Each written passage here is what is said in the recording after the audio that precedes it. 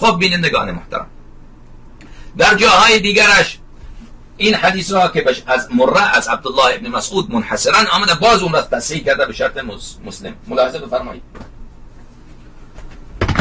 المستدرك على الصحيحين مجلد دوم این الجزء الثاني طبع دار الفكر المستدرك على الصحيح. در اینجا بینندگان صفحه 376 صفحه 376 تفسیر سورة الفاتحة.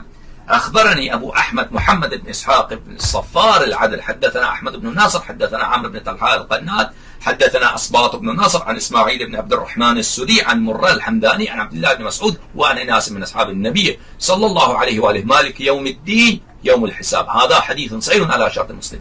وإن سند تشريفاتي بینندگان، این سند روایت کتاب سدی هست و همین روایت کتاب سدی را مکرر تفسیر سدی را هم